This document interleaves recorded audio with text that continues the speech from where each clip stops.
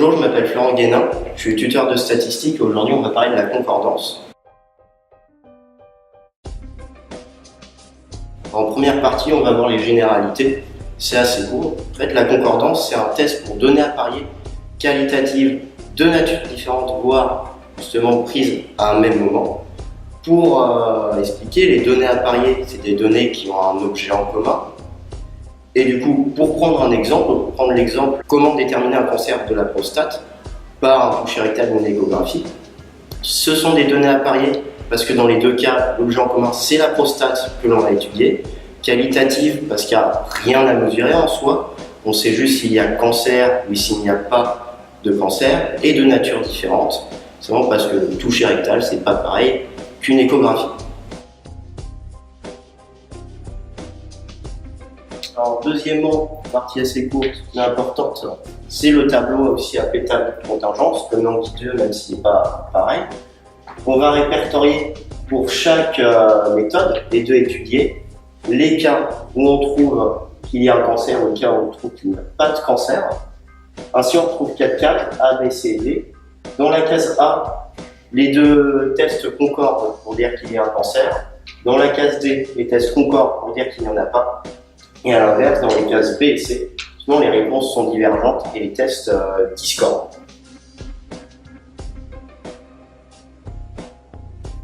Troisième partie, c'est les proportions d'agrément positives et les proportions d'agrément négatives. Tout simplement avec les formules correspondantes. On va parler juste détailler proportions d'agrément positives parce que les deux vont fonctionner de la même façon.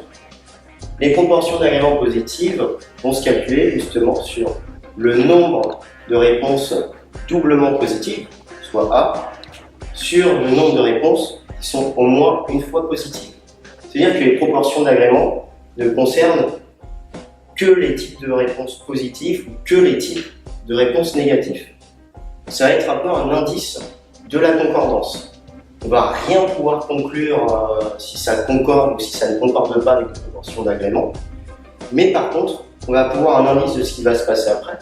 Par exemple, si les proportions d'agrément sont proches de 1, ça veut dire qu'on va savoir si ça concorde ou si ça ne concorde pas. Et à l'inverse, si elles sont proches de 0, c'est déjà un premier signe de discordance qui pourra être vérifié après. Alors du coup, pour la partie qui commence à être importante du test, c'est le coefficient kappa, c'est le premier indice qui va justement permettre de conclure à une concordance ou non. Pour arriver au coefficient kappa, deux conditions d'application.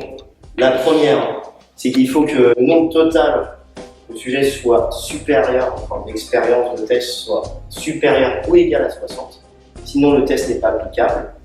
Et deuxième condition d'application, c'est que aucune des deux méthodes ne doit servir de référence à l'autre. Une fois ces deux conditions passées, on va pouvoir commencer à calculer les paramètres du kappa. Le premier, c'est P0, c'est le coefficient d'efficience. Il se calcule en fait avec A plus D sur N, qui va correspondre du coup à la proportion, tout simplement, de jugements concordants.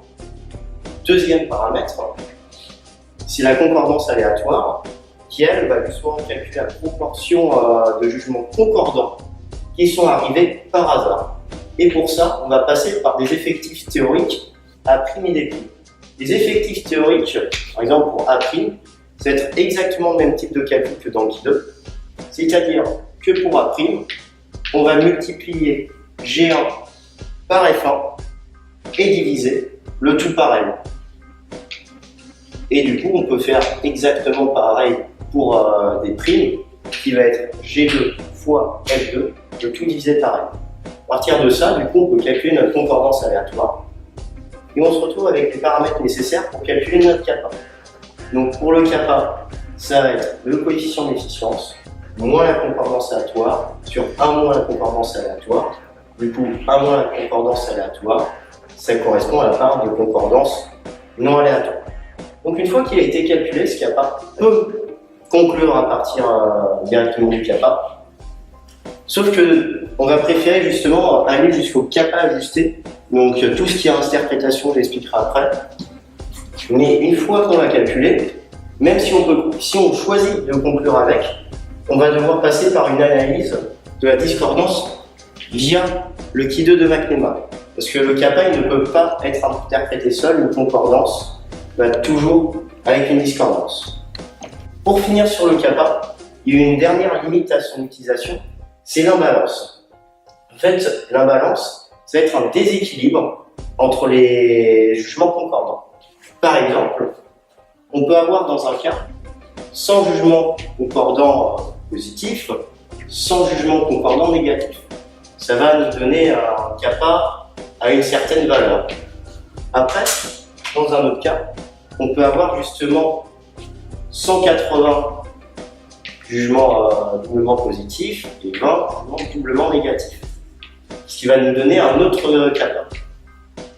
Dans les deux cas, il y a autant de concordance de chaque côté. Il y a 200 jugements qui concordent, sauf qu'ils ne sont pas répartis de la même façon. C'est ce qu'on appelle l'imbalance.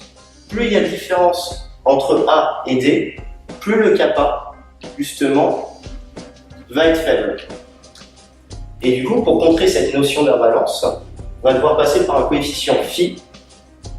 Et ce coefficient phi, c'est tout simplement la racine de Qui2 sur n, un Qui2 qui s'obtient tout simplement par un Qui2 classique via le tableau de contingence. Ça va venir gommer le phénomène d'imbalance. Et le coefficient phi va aussi s'interpréter comme un kappa.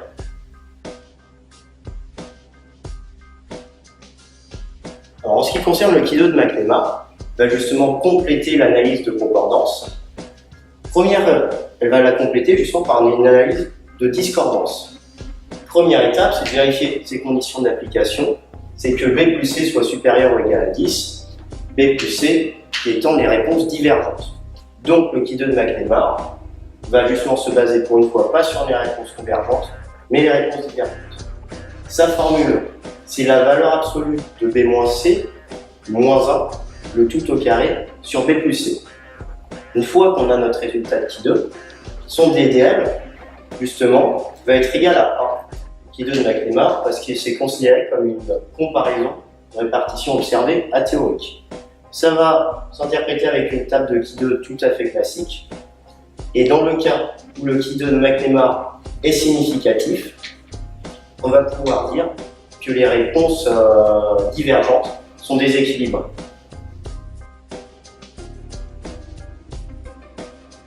Donc après, on va justement essayer de calculer le kappa ajusté, qui va être un meilleur indice de kappa, parce que, comme vu précédemment, l'indice kappa est sensible à l'imbalance, mais est aussi assez sensible à la taille de l'échantillon.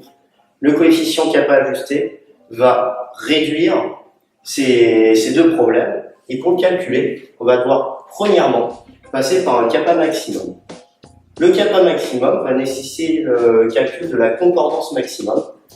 Maximale, ça va être la meilleure concordance possible pour A et pour D. Pour ça, sa formule, c'est le maximum de A plus le maximum de D sur N.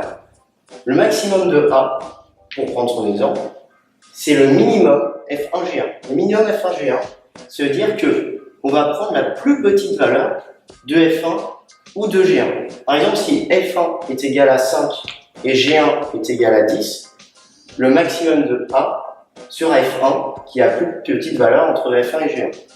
Donc une fois qu'on a calculé notre concordance maximale, on va passer par le kappa maximal qui se calcule du coup comme un kappa normal, à la différence que le P0 ici devient le Pmax. C'est le Pmax moins PC sur 1 moins PC. L'intérêt de passer par ce kappa max, c'est que dans un tableau de contingence totalement normal, ça va être presque impossible, même si c'est vrai, de trouver un kappa égal à 1. Du coup, ici, ça va être un peu le taux maximal de concordance possible sur le tableau de données qu'on a. Une fois qu'on l'a calculé, on peut alors calculer notre kappa ajusté, qui revient juste tout simplement à diviser K par K maximum. Du coup, pour le taux de concordance maximale, ça revient justement à additionner le maximum de A plus le maximum de D, le tout divisé par N. Alors, en ce qui concerne l'interprétation, que ce soit l'interprétation du kappa, du coefficient phi, mais surtout du kappa ajusté, Ça va se passer de deux manières. La première, ça va être justement de regarder ce que ça vaut sur une échelle de valeur. Alors tout simplement, si le coefficient kappa ajusté de préférence, se trouve entre 0 et 0,2, donc la concordance elle est mauvaise. Entre 0,2 et 0,4, elle est dite faible. Entre 0,4 et 0,6, elle est dite moyenne. Entre 0,6 et 0,8, la concordance est dite bonne. Entre 0,8 et 1, elle est dite excellente.